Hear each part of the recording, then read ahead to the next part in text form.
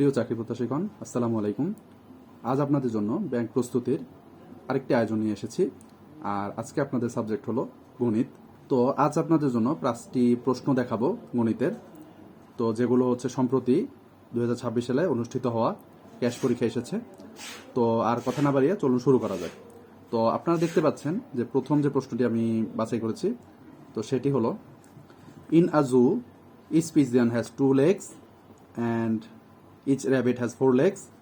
The head count of the two species is together is 12 and the leg count is 32. How many pigeons and how many rabbits are in the zoo? ওকে, তো এখানে বলল যে আপনার pigeon অর্থাৎ পায়রা এবং rabbit এগুলো মিলিয়ে টোটাল আছে সংখ্যায় 12টি, এবং তাদের যদি পা গোনা যায়, কাউন্ট বের করা যায়, তো সেটা আসবে 32। তো আমরা এটাকে যদি একটু সহজভাবে লিখে ফেলি যে লেট দ্য নাম্বার অফ পিজিয়ন্স, এটাকে আমি চাইলে পি ধরতে পারি। আর একইভাবে আমরা যদি র্যাবিটের নাম্বারটা ধরি, সেটাকে আমি চাইলে আর ধরতে পারি। তো সেক্ষেত্রে আমরা লিখে ফেলতে পারি যে পি প্লাস আর, এই টোটাল জিনিসটা যোগ করলে হবে 12। তো এটাকে আমরা একটা ইকুয়েশন দিয়ে লিখতে পারি। এবং পরবর্তীতে আমরা জানি যে একটা পায়রার হচ্ছে 2টো করে পা হয় আর একটা র্যাবিটের হচ্ছে 4টা করে পা।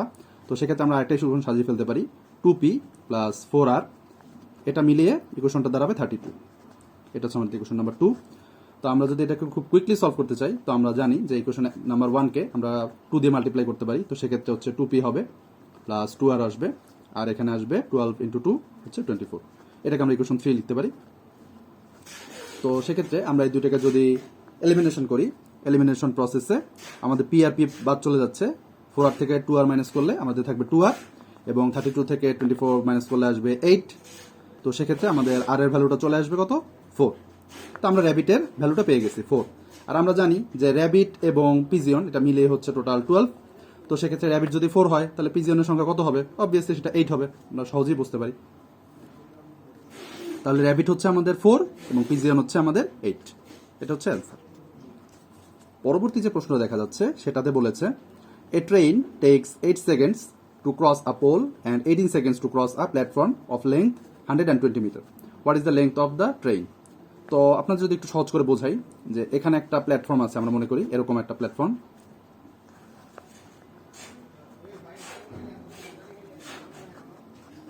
এমন প্ল্যাটফর্ম, আর এটার উপর দিয়ে ট্রেন যাচ্ছে। একটু ছোট হয়ে গেল, তাই না? আর এখানে মনে করি একটা পোল আছে, এখানে একটা পোল আছে, এই পোলটাকে ক্রস করে যাবে।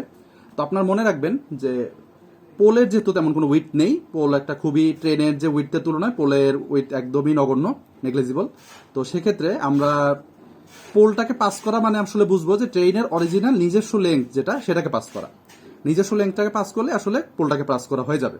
পুরোটা যদি ট্রেনটা নিজে এই পুরো লেংথটা, মানে ট্রেনের যে পুরো লেংথটা সামনে থেকে পেছন পর্যন্ত এটা পাস করে গেলেই, পোলটাকে পাস করে গেলেই, একদম এন্ডটা, লাস্টের যে এন্ডটা, এটা পাস করে গেলেই আমার পোলটাকে পাস করা হয়ে যাবে। তো সেক্ষেত্রে এই জন্য ট্রেনটা 8 সেকেন্ড পর্যন্ত সময় কনজিউম করে।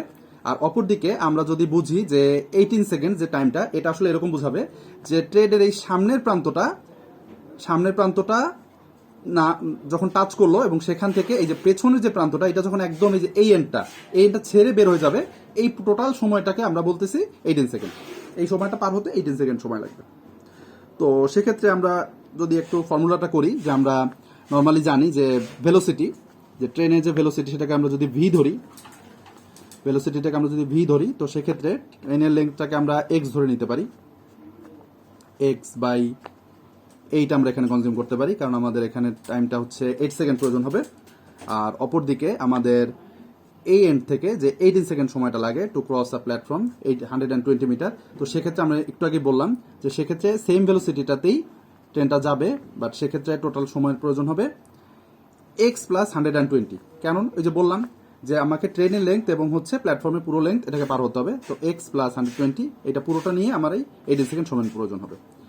তো একই ভেলোসিটিতে একবার আমাদের এক্স লেংথে 8 সেকেন্ড সময় নিয়ে করা যাবে, আবার সে আরেকটা ভেলোসিটিতেও 120 প্লাস এক্স এটা নিয়ে 18 সেকেন্ড দিয়েও করা যাবে। তো আমরা এখন জানি যে যেহেতু দুটোই ভেলোসিটি বোঝাচ্ছে, তো সেক্ষেত্রে আমরা এই দুটোকে ইকুয়েট করতে পারি। অর্থাৎ এভাবে লেখা যাবে x/18 ইকুয়ালস টু হচ্ছে 100 x প্লাস 120 বাই 18। তো আমরা এটাকে যদি ইকুয়েট করি তো সেক্ষেত্রে এরকম আসবে 18x equals to 8x plus 8 into 120 multiply করলে হচ্ছে 960 আসবে। তো সেক্ষেত্রে আমরা এটাকে যদি ইকুয়েশনটা সলভ করি তো চলে আসবে 10x ইকুয়ালস টু 960। তো আমরা এখান থেকে জানি যে x এর ভ্যালু চলে আসবে 96। তো এই x এর ভ্যালুটা 96 যেটা, সেটাই ছিল আমাদের এই ট্রেনের টোটাল লেন্থটা। তো এটাই আমাদের অ্যান্সার চেয়েছিল। তো আমাদের ট্রেনের ভ্যালুটা হবে 96 মিটার। তো আমরা পরবর্তী কোয়েশ্চেনে চলে যাই। এখানে যে একটা কোয়েশ্চেন দেখা যাচ্ছে, বলেছে যে the average of 8 numbers is 8 and if 4 is subtracted from each of the 6 of the numbers, what is the new average? তো আমরা যদি এভারেজের ফর্মুলাটা একটু দেখি প্রথমে, যে এভারেজের ফর্মুলা আসলে আমরা জানি যে এটা হচ্ছে সাম বসে কয়েকটা আইটেমের, টোটাল সামটা বসবে, আর এখানে হচ্ছে নাম্বার, ওই কয়টা নাম্বারের ওই সামটা গঠন করছে অথবা ফর্ম করছে। তো সেক্ষেত্রে আমরা এখানে জানি যে এভারেজটা বলে দিছে যে এভারেজের ভ্যালুটা হচ্ছে 8 আর নাম্বার হচ্ছে টোটাল 8।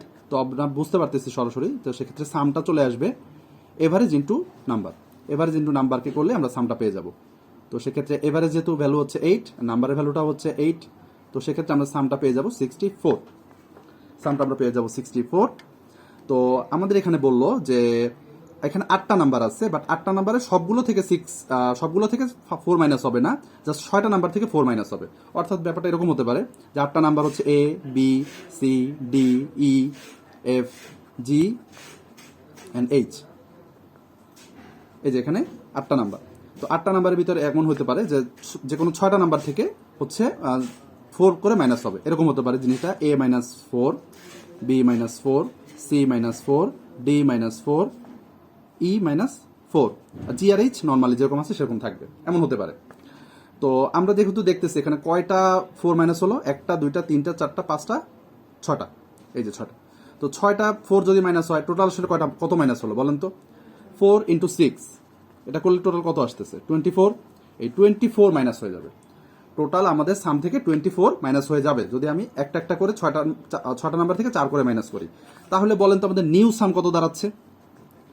আমাদের নিউ সাম কত দাঁড়াচ্ছে? 64 থেকে এই 24 চলে যাবে। 64 থেকে 24 চলে গেলে এখানে আসবে আর হচ্ছে 40 হবে, আমাদের টোটাল 40 হবে। তো 8টা নাম্বারই থাকতেছে, বাট আমাদের সামটা কমে 40 চলে আসবে। তো সেক্ষেত্রে নিউ এভারেজটা কি হবে? নিউ এভারেজটা কি আসবে? নিউ এভারেজটা আসবে 40 বাই হচ্ছে আপনার 8। তো সেক্ষেত্রে আসবে কত? 5। তো এটা হচ্ছে আমাদের ম্যাথসের রেজাল্ট। আচ্ছা, আমরা পরের কোয়েশ্চেনটা দেখি। এক্ষেত্রে আমাদের বলা আছে যে if the side of a square is increase by 10%, what percent will the area be increased? তো এটা সলভ করার জন্য আসলে আমরা যদি ধরে ধরে করি তো সেক্ষেত্রে অনেক বেশি সময় লাগবে। তো আমি আপনাদেরকে একটা ছোট টেকনিক শেখাচ্ছি। তো এরকম 10% যদি নাম্বারটা থাকে, তো আমরা সহজে এই একটা স্কোয়ার বক্স আঁকতে পারি, যেটার সাইডটা হচ্ছে আপনার 10 ধরে নিতে পারি। তো 10 হলে এটার ভিতরের এরিয়াটা কত আসবে? আমরা জানি 10 স্কোয়ার, দ্যাট মিনস 100। তো এখন আমরা বলতেছে যে এটা 10% বেড়ে গেছে, 10 এর 10% বেড়ে গেছে। আমরা দেখি তো 10 এর 10% কত আসে। 10, এটাকে আমরা যদি 10% করি সেটা আসে অনলি 1, ঠিক আছে। আর আমাদের আগে থেকেই তো এই বাহুটা, আমাদের এই সাইডটা 10 আছে, তাহলে এর সাথে আমরা যদি 1 অ্যাড করি তাহলে আমাদের সার্কেলটা টোটাল দাঁড়াচ্ছে 11। অর্থাৎ আমাদের নতুন যে স্কোয়ারটা ফর্ম হবে তারটা হবে 10 + 1 11। তো সেক্ষেত্রে আমাদের স্কোয়ারটা এরকম চলে আসবে, এমন। তো আমাদের যদি এই সাইডটা 11 হয়, তো আমরা জানি যে স্কোয়ারের প্রতিটা সাইডে 11 হবে। তো সেক্ষেত্রে নিউ এরিয়া কত আসবে? নিউ এরিয়া আসবে 11 ইন্টু 11, অর্থাৎ 11 স্কোয়ার, অর্থাৎ 121 চলে আসবে। তো 121 চলে আসলে আমরা দেখতেছিলাম যে আগের এরিয়াটা, প্রিভিয়াস এরিয়া ছিল 100, তাহলে আমাদের এরিয়া ইনক্রিজ কত হলো বলেন তো? এরিয়া ইনক্রিজ আসতেছে 121 মাইনাস 100 বাই হচ্ছে 100। তো সেক্ষেত্রে 20%। তো সেক্ষেত্রে সরি পার্সেন্ট, তো আমরা এটাকে লিখতে পারি 21%। তো আমাদের পার্সেন্টেজটা আসবে 21%। ওকে, আমরা যদি লাস্ট ম্যাথটা দেখি, তো এখানে দেখা যাচ্ছে যে একটা সিলিন্ডারের কথা বলেছে যে the radius of the right cylinder is tripled and the height is reduced by 40%, then what would be the percentage change in volume. তো এক্ষেত্রে আমরা যদি একটা সিলিন্ডার ধরি, এই যেরকম একটা সিলিন্ডার, এরকম একটা সিলিন্ডার ফর্ম করলাম। তো এক্ষেত্রে সিলিন্ডারটার আমরা যদি রেডিয়াসটা চিন্তা করি, সিলিন্ডার রেডিয়াস হচ্ছে আর, এবং হাইটটা যদি আমরা চিন্তা করি, হাইটটা হচ্ছে এইচ। পরবর্তীতে বলছে যে নতুন একটা সিলিন্ডার হচ্ছে, সেই সিলিন্ডারটা হয়ে গেছে হাইটে তার কত 40% রিডিউস করা হয়েছে। আচ্ছা, একটু টেকনিক্যালি বলেন তো, 40% যদি রিডিউস করে ফেলে তাহলে এইটার এখন অরিজিনাল হাইট কত আছে? আছে হচ্ছে 60%। 40% রিডিউসই হয়ে গেছে, এই যে 40% এটা কমে গেছে, তাহলে এখন আছে কত পার্সেন্ট? 60%। তো আমরা যদি 60% অফ এইচ করি তাহলে সেটা আসে কত বলেন? 0.68। আর অপরদিকে বলছে যে রেডিয়াসটা আগের ট্রিপল হয়ে গেছে। তো আগে যদি আর থাকতো, এখন হচ্ছে সেটা 3R, বাট ছবিতে অতটা ভালো বোঝা যাচ্ছে না, আমি হয়তো ড্রয়িংটা ভালো করতে পারিনি, বাট ধরে নেন আর কি এটা হচ্ছে 3R। তো এটার ভলিউমটা আমরা যদি একটু বের করি, তো ভলিউম আমরা জানি যে এটার ভলিউম আমি যদি V1 ধরি, তো আমাদের সিলিন্ডারের ভলিউমের ফর্মুলা হচ্ছে পাই আর স্কোয়ার আর এইচ। আর এটার ফর্মুলা আমরা যদি করি V2, তো সেটার ফর্মুলা আসবে পাই, আর এর ভ্যালু হচ্ছে এখানে 3R, এটার উপর আমরা যদি স্কোয়ার করি, আর হাইটটা হচ্ছে 0.68, এই যে 0.68, তাহলে পাই এখানে কত চলে আসতেছে? 9R স্কোয়ার, আর এখানে হচ্ছে 0.68। তো 6 আর 9 এটা গুণ করলে হচ্ছে 54, 5.4 আসবে। 5.4 পাই আর স্কোয়ার এবং এইচ আসবে 5.4 পাই আর স্কোয়ার এইচ। আমরা এটা কিন্তু খুব শর্টে করতেছি, কেন? আমাদের এই কোয়েশ্চেনগুলো কিন্তু অবজেক্টিভের ভিতরে সলভ করতে হবে, তো খুব কম সময়ের ভিতরে, তো আমরা এভাবে করে বুঝে ফেলবো। তো দেখা যাচ্ছে যে 5.4 পাই আর স্কোয়ার এইচ, কিন্তু আমরা জানি যে 5.4 এখানে পাই আর স্কোয়ারের ভ্যালুটা আমরা এখানে দেখতে পাচ্ছি যে V1, তো আমরা এটা কিন্তু V1 লিখে ফেলতে পারি। তো দেখা যাচ্ছে সহজেই যে V2টা হচ্ছে আসলে 5.4 V1। ওকে, তো আমাদের আসলে কিন্তু বের করতে বলেছে কি, দেখেন যে পার্সেন্টেজ চেঞ্জ বের করতে হবে। তাহলে আমাদের এখানে কি করতে হবে বলেন? V2 minus V1 by V1, এটা যদি আমরা করতে পারি তাহলে কিন্তু আমরা পার্সেন্টেজ চেঞ্জ এটা বের করতে পারবো।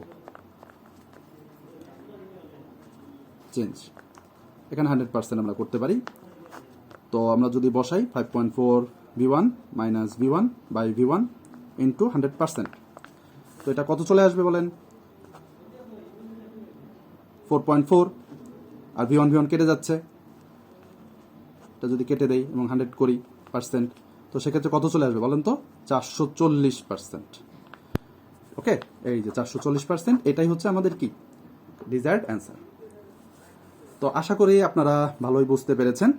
তো এগুলো আরও নিজেরা চর্চা করবেন বাসাতে, তাহলে আরও ভালোভাবে বুঝতে পারবেন। তো সামনের দিন অন্য কোনো আয়োজন নিয়ে আসবো। আজ তাহলে আপনার জন্য এতটুকুই। সবাই ভালো থাকবেন, ধন্যবাদ।